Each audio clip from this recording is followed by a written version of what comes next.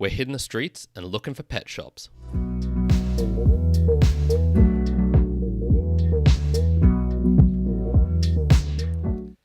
Welcome everyone to another episode of the Mere Mortals Book Reviews live here on the 15th of the 1st, 2025, 11 a.m. Australian Eastern Standard Time on a Wednesday as always. Now, as you might surmise, this is the podcast where I, Kyron, pick up all the girls in the world. This is what this podcast is for. Okay, no, it isn't. Although I did hear a stat recently that apparently the number one most attractive trait that guys can have or hobby is reading. So hopefully that's doing well for me. I'm not too sure. I haven't gotten girls from this podcast yet.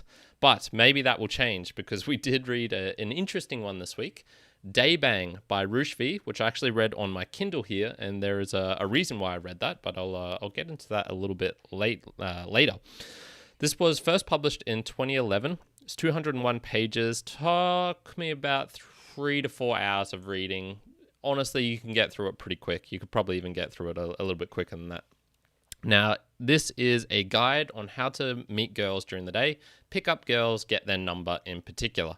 So, in particular, he advocates for starting general conversations, what he calls elderly chats, with women.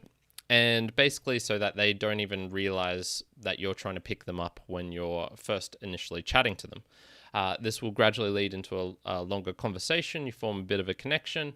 And then he's got some strategies, routines, tactics to make the whole pickup and getting the number a seamless experience. So in particular, this is focused on the day. He had another titular book before this called Bang, which was all about night game. This one is Day Bang, during the day. So he talks about strategies, logistics for coffee shops, for being in retail outlets, in malls, out in the street, even in some more niche locations such as a gym or, I don't know, like a day spa or things like that. Areas like that, basically anywhere you could expect to meet a girl during the day. He talks about that apart from work situations, so he doesn't go into that. Now, he lays out a strategy for this elderly opener, dropping interesting bait about yourself to try and continue the conversation going, get into more personal type questions, and you'll learn about psychology, logistics, example conversations, motivation, and his knowledge from teaching others. So within this book, it's split into about 12 chapters. Most of them are about the particular location, so on the street, in a coffee shop, etc., etc. But he does include some other little aspects, such as wrapping it all together, the general approaches, strategies, motivation, things like that. Okay, let's jump into the themes and questions for today. And the main one that I got from this is picking up girls ethical? Is pickup artistry as a whole an ethical pursuit?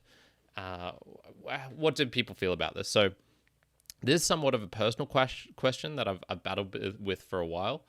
And I think we'll start off, we'll get into what Roosh himself advocates, whether it works, and how it plays into, I guess, like a broader societal context. So what you see on your screen right now, if you're on YouTube, or even if you have a podcasting app, a decent one where you can see the chapter art, is his Roosh day game model. And so it starts with the elderly opener. So this is asking for help, an opinion, or information.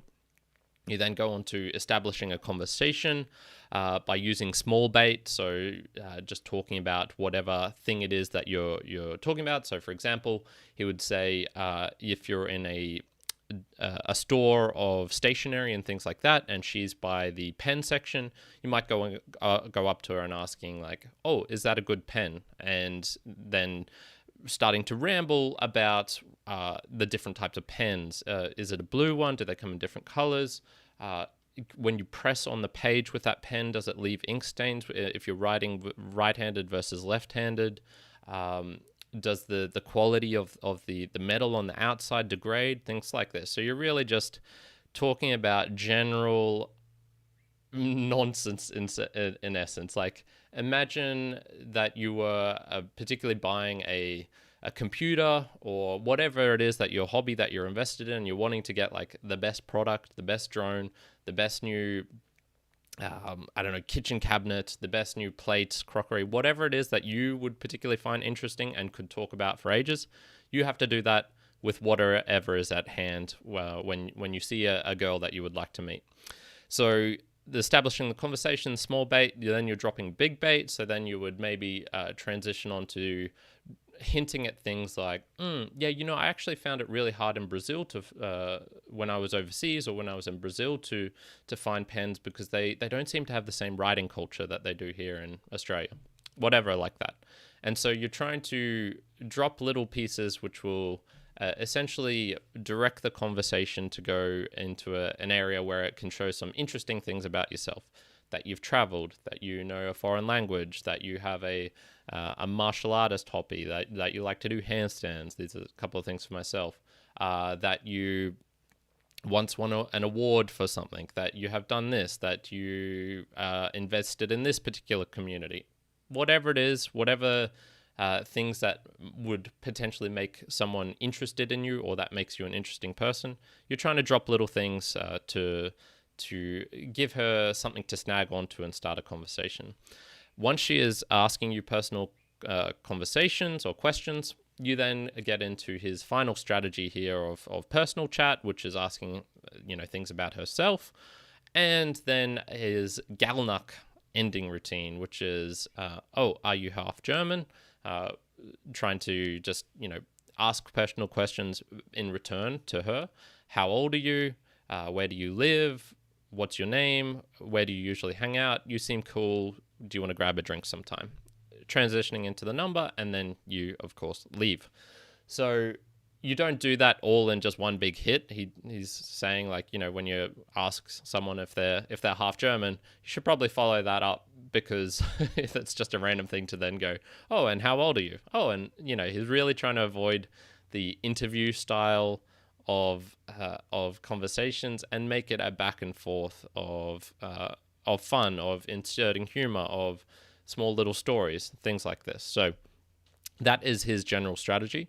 A couple of rules of thumbs that you'll find from this book is, for one, never touch a girl during the opener. So, kind of waving in front of their face to get their attention. Don't forcibly stop her if you're on the street. Don't, go up behind her and tap her on the back. You should always be trying to maneuver yourself so that you are not initiating physical contact on someone completely just out of the blue. Approaching from her in front with a plausible excuse to why you're in the area, giving a reason to why you're asking her, even if it's obvious or even if it's a pointless thing. So he talks about how there was this study of this is, I think, from the book Robert Cialdini's Persuasion, where if you want to cut in line in a context of, say, you're at a university and wanting to use the printer, you can actually just go up to someone and say, hey, can I get in front of you in the line? And, some people will say yes, some people will say no. But what about if you went up and say, hey, I want to, can I cut in line in front of you? I want to use the printer. Now, the reason you're asking is obvious, but that additional little extra step seems to just make people way more acceptable for you doing that. So similar sort of things, and having to be a little bit creative of a reason to why you would want to do it if it's not obvious. So you could say, oh, excuse me, do you know where the skinny jeans are in a retail store? And she'd be like, oh, I don't work here. And you'd go, oh, yeah, but you seem like someone who would know about skinny jeans, or someone who would, etc. Or if you're commenting on bakery goods, you could be asking the person at the front counter, but you're like, oh, yeah, they might try to say extra things to do the sale. So you're coming up with reasons as to why you're talking with her in particular. Now, he's got some stats in this book saying that on average, you'll get probably 5 to 10% numbers for however many approaches that you do. So if you do 100, you'll maybe get 5 to 10 numbers. 30 to 50% if in niche venues and you're on fire. It's better to approach in concentrated blocks. So if you had to do 15 in a week, or 14, it's better to do one day where you just do 14 approaches rather than 2 a day for the 7 days in a week. For every hour spent approaching, spend 15 minutes analyzing your mistakes and things that went well, things that didn't go well, treating it kind of like a what doesn't get measured doesn't get managed sort of deal. So keeping stats and numbers if you're trying to do that.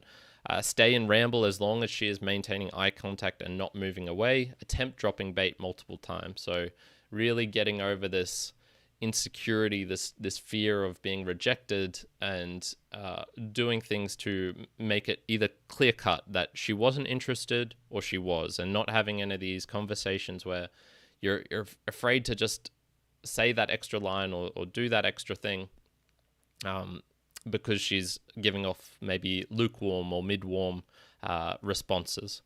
What about starting a convo right before you or her are leaving? So don't linger around. Don't start a conversation, have it interrupted by something, and try and restart again, or be in the same area just doing your work, that sort of thing.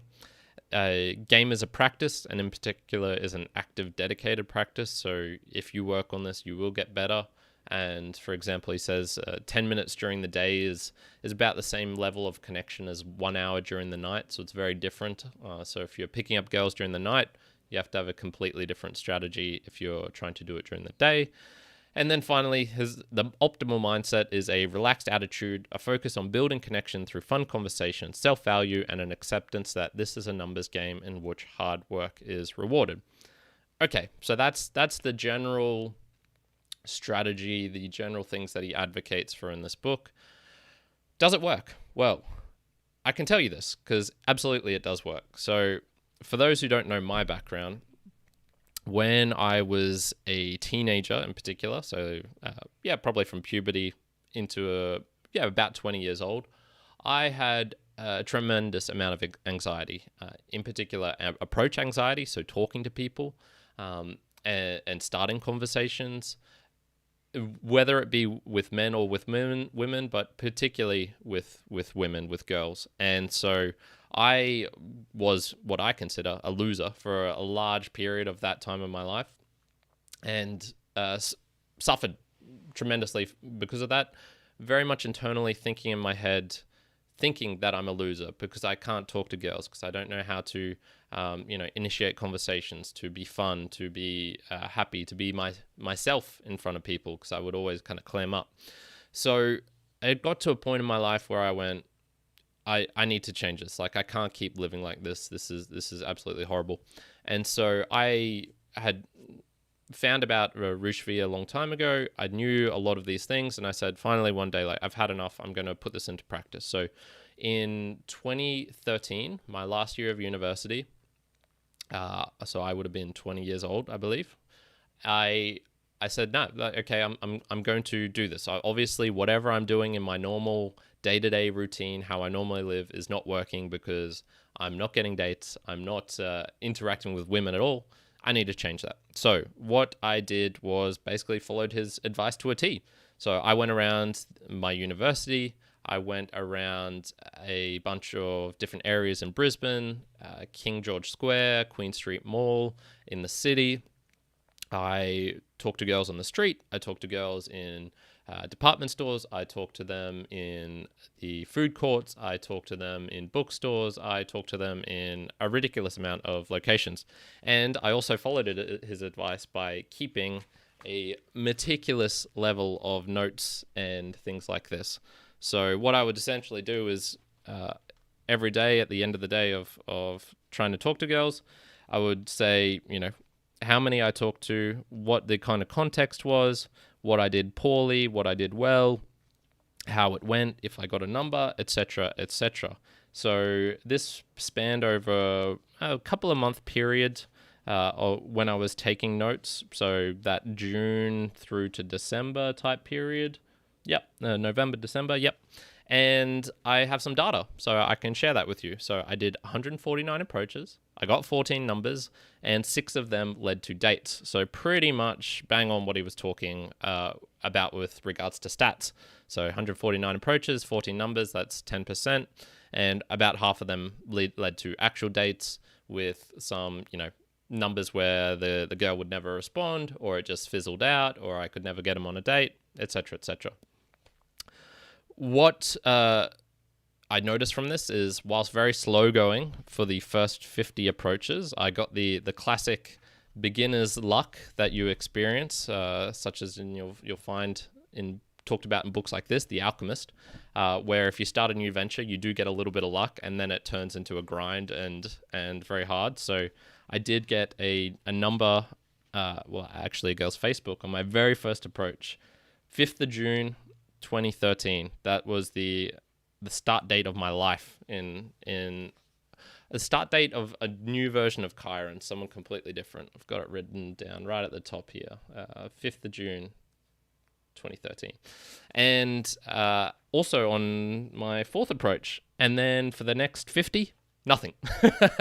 So I was grinding away for a while. And then, yes, it is true. You do tend to get phases and periods where you will get a whole bunch of numbers and then nothing. And so particularly in the 60 to 70 range, I think I got 6 or 7. So it was like, whoa, what the hell. This is where you might be going like, okay, well, this is getting into a little bit of creepy category. You're just a dude like trying to fuck women, get out in the day, have multiple women at once, this sort of thing.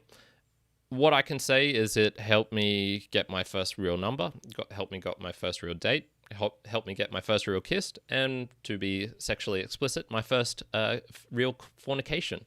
So this was definitely one of those periods where it's like, okay, well, sure, the advocacy of what he's saying might not be up your style, but it certainly does get results. And I found this much more suited to my temperament and compared to some other ones that he talked about, such as in Bang, which is you have to be clownish, over the top, negging girls, which is a negative is a neg is a backhanded compliment, where you're in essence giving them a compliment, but it's actually lowering their self-esteem, which is what you'll find in quite a lot of the pickup artist books. And being direct, being cocky, I never liked any of that. This book was very much suited to me as a person. It's lower energy, it's more conversational. You don't have to go out of your, you don't have to be in loud, crazy, chaotic environments. You can talk to a girl one-on-one.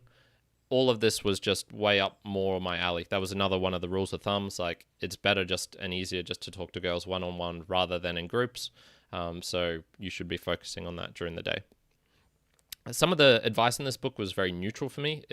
It is very mindset related in this. I'd say probably a quarter of the book is about mindset of getting over fear, of anxiety, of rejection, of feeling shit about yourself because you get rejected. All of the normal things that you will experience, not just in romantic relationships, but in work relationships, or applying to different jobs, or with friendships, where friendships break apart and you realize someone doesn't want to be your friend anymore. All of these sorts of things. There is something I personally find much more ingrained to my worth as a person if it's sexually related, but that obviously is just me in this context. So some of the advice he talks about in here, such as this rejection mindset of imagining the worst case scenario. You go to a girl in a cafe, and she turns, looks at you, like sneers, points and laughs at you, and is like, "You really think a guy like you could get with a girl like me?" Everyone in the building, in the cafe, turns, points, and laughs at you. There's actually a jumbotron. Someone's recording this live, and it's getting broadcast out to 50,000 people in a nearby stadium. Negative visualization is what the Stoics would call this, and using that as, yeah, sure, that would feel shit, but go do it anyway. Do it to, in spite of the fear. And some people really find that helpful. Me, I've never really found negative visualization in that context to be particularly helpful. Nor did this alternate view of saying, like, what's likely is going to happen is you'll just get a polite rejection, which is very much the case. I don't recall any real weird, crazy things happening to me from just talking to a girl randomly like this, other than when I accidentally talked to the same girl twice with the same opener, which was very awkward. And that's like the worst case scenario. And I did it and I survived. And it was like, okay, yeah, sure, that was humiliating and embarrassing for the 15 seconds when I realized, oh shit, I talked to the same girl with the same opener twice, which actually, funnily enough, was using this Kindle. I had a book here which had the word axiomatic in it, and I had that bookmarked, so I would go to that page and sit down near them and then ask, oh, excuse me, do you know what this word means? And I did that to the same girl. It was pretty funny. So he says, like, you're most likely just going to get a polite rejection. If you were looking at this as God were looking at this, zooming out from your location to your suburb, to your city, to your country, to the world as a whole, to the infinitesimally grand nature that is the universe, is that polite rejection the worst thing that's going to ever happen to you? No, of course. It means nothing in the grand scheme, so do it. I never found that particularly helpful. What I did find helpful was this tough love, nobody gives a shit about you, destroying this egotistical feeling that I had for such a long time, which was, everyone's going to notice me if I do this. When I sit on the bus, everyone's looking at me if I say something wrong, if I do something. No, nobody cares. Everyone's in their own world. And I needed a nice big shock, rude awakening to just how selfish, self-centered I was being. Many years of bus rides, of judging myself so harshly from other people's eyes, and it was all a fantasy. There was none of that was true. None of that was true. So, that in that case, in this context, this book is just as much motivational and psychology driven as it is related to actual logistics and tactics of picking up girls, which gets into this final little section here. Is this ethical? Well, I think by the actions that you could look at this, they're by and large fine. He's very much saying, don't physically interact with a girl during the day, so don't impose yourself upon her presence.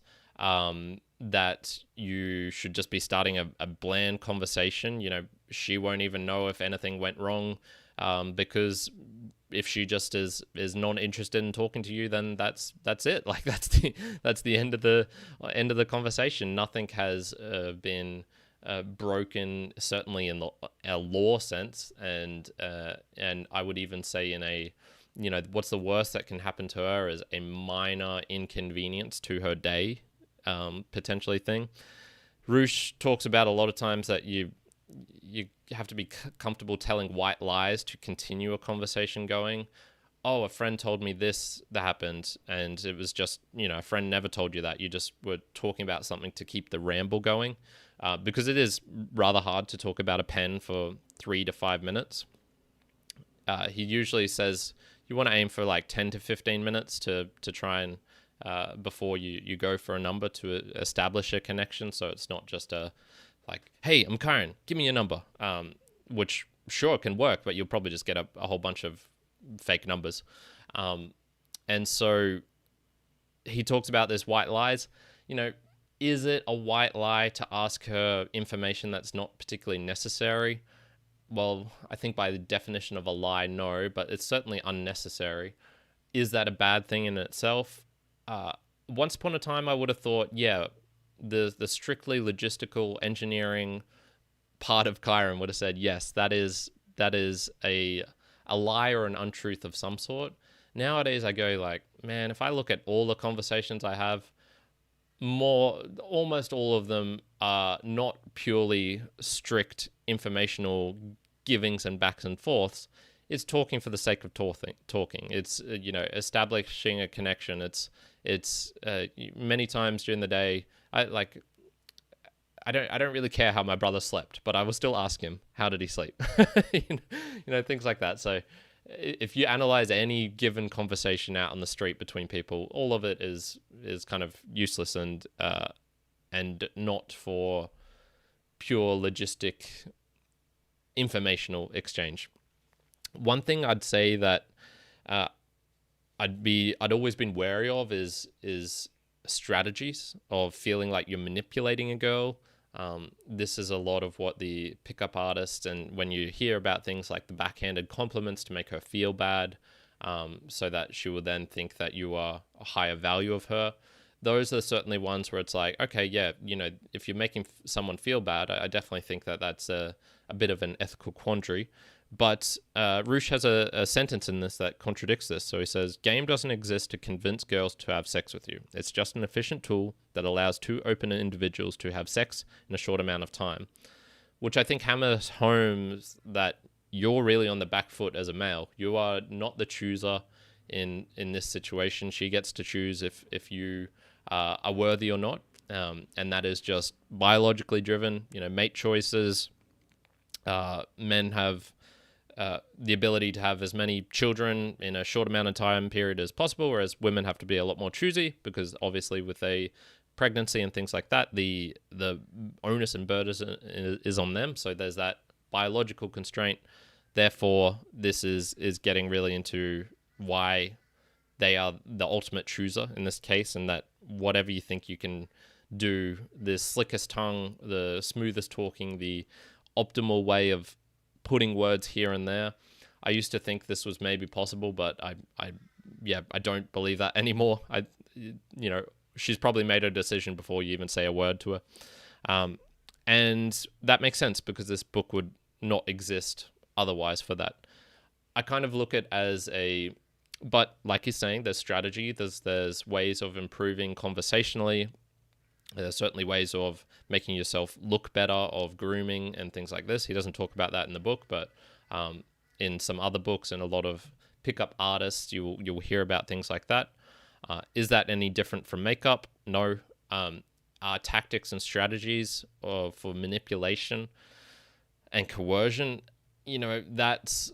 that's certainly more ethically dubious. Yet, another analogy would be, I was a pretty decent soccer player. You could maybe say I had a bit of talent when I was young because I didn't need to train as hard as other kids and I would be in a decent team.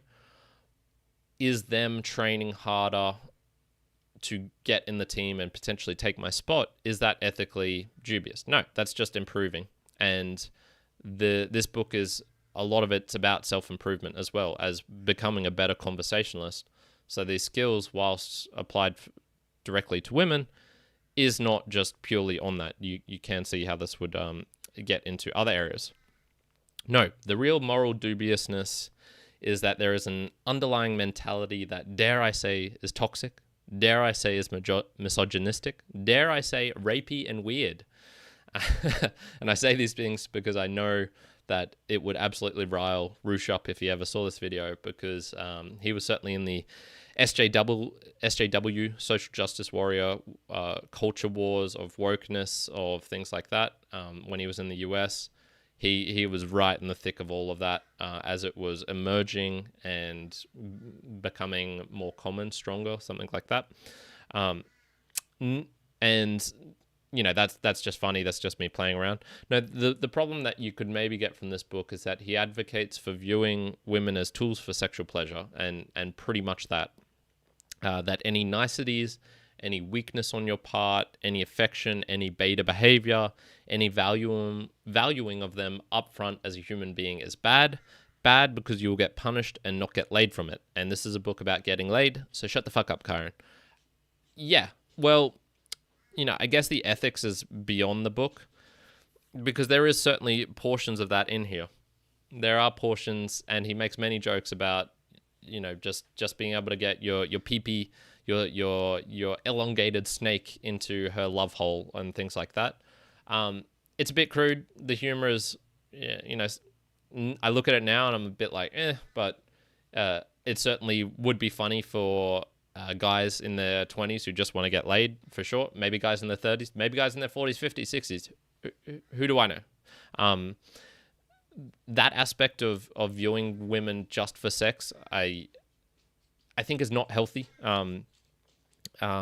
So there's no doubt this book is for guys who have a lower EQ, and for this case, I'm assuming, the emotional quotient, much like the intelligence quotient, is more fixed, and like you can get better at IQ tests by practicing the mini puzzles, if this happens, this X Y. I think you can improve your EQ in a similar way by becoming a better conversationalist, and this book does that. And so therefore you need help forming a connection if you are someone like me.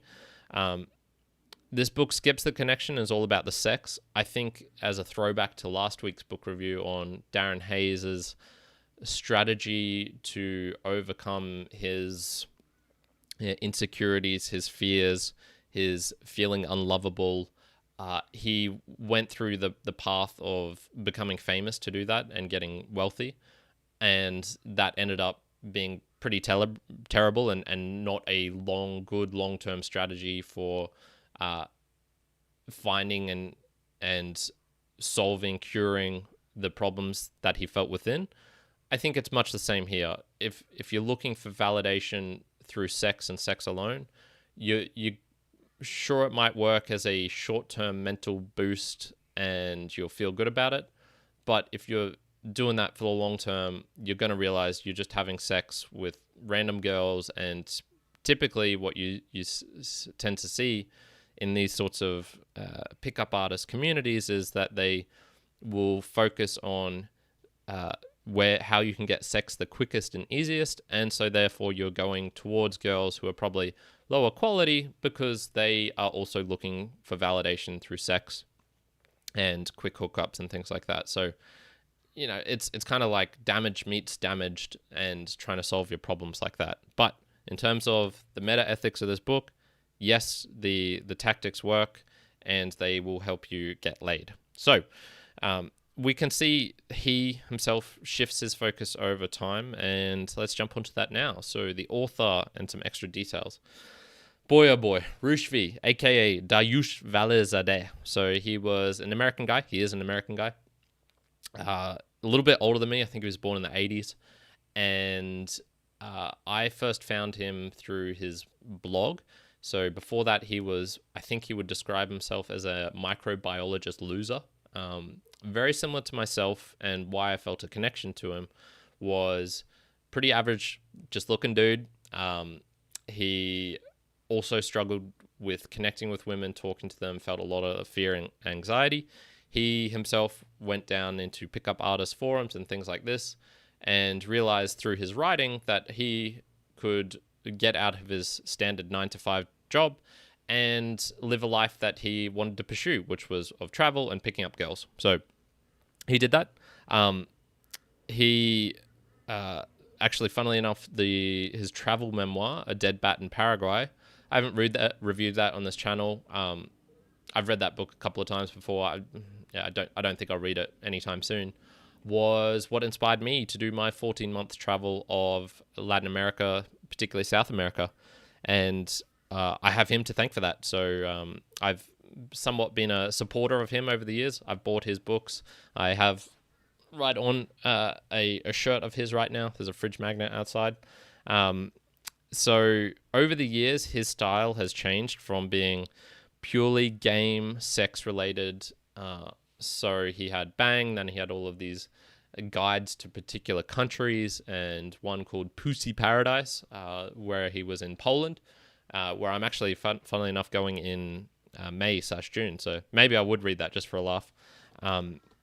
Into more politics and cultural sort of things. So the first time I ever heard social justice warrior or red pill or the manosphere was in the context of his forums and things like this. Funnily enough, one of the first places I heard about Bitcoin was in there as well.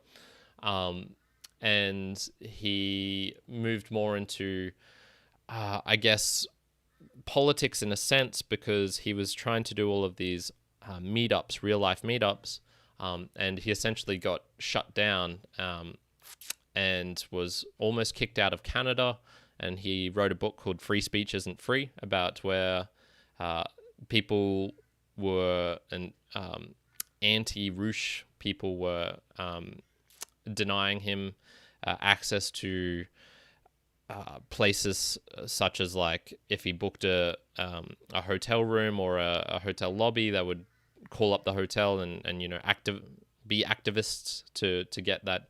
Do you know you've got a pro-rape blah blah blah blah person? I actually remember there was an Australian news site, news.com.au, where he was front page one day on their online version of Australia banning him, and he drew like this stupid comic of like getting in through the back door through Tasmania or something as a joke, and that became national news in Australia, which is hilarious. So he then became somewhat jaded with sleeping around, and started advocating for more a holistic approach to finding a partner. And so you can see this in his books like Game or Lady. So this was more in his later 30s, early 40s, before doing, I love this dude for this reason, just a full 180 into Orthodox Christianity. I think it was related to probably, large becoming disillusioned with picking up girls, and this being his whole hobby, career, lifestyle persona. But also his sister died of cancer, and he had a mushroom trip, I think, just before or just after that, which, who knows, maybe it changed to the neurochemistry in his brain, but he became full-on Orthodox Christian, religious, born again. It's so funny. I love this story. It's so good. And he wrote a book about that called American Pilgrim. Wrote for a while after that about really denouncing his whole previous lifestyle. So the meaningless of sex, of the debauchery of American culture, it was just, never have I seen a 180 of a person go so different over like a 5-10 year period. Just wild. And has now largely erased his presence from the internet, and I think is trying to disassociate himself with anything of what he is now. Because if you type Roosh V, go to Wikipedia, look at news articles, it's all about him and the pickup artist stuff. So just so crazy different. This is why I love humanity. So funny. So myself, thankfully, I never got caught in the trap of looking for validation purely through sex. For me, it was, I wanted to find a partner, and I did that pretty quickly on. Like, for me, it was not about getting sex with many, many women becoming the ultimate player. For me, it was finding a girlfriend. And so in that case, you could ask how many guys want to have unlimited sex with the hottest babes that you can get. And the answer is every guy, biologically speaking. Just like any person with a brain on them would, if they got unlimited access to sweets, chocolates, the highest density but calorie rich yet micronutrient poor foods, the obvious answer is just to eat all of that shit all the time. But that works for 2 days, 1 day maybe, and then in the long term it has severe, serious health risks and consequences to that. The pickup artist lifestyle is exactly the same.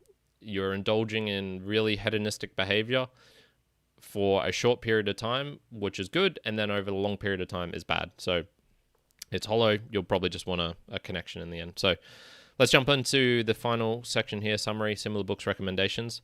This is the single most important book I have ever read in my life, and I've read this many, many a time, and I reread it recently so that I could do this book review. I don't know where I would be and who I would be without this book. I'm sure, I think I've got the problem-solving capabilities that I would have found a solution to overcoming that fear and anxiety, but the solution might not have been pretty.